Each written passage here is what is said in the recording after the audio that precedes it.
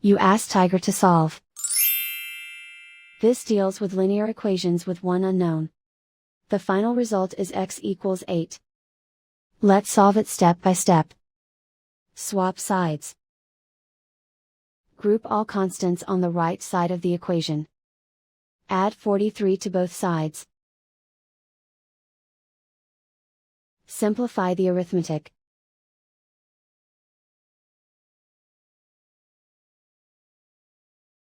Isolate the x. Divide both sides by 4. Simplify the fraction. Find the greatest common factor of the numerator and denominator.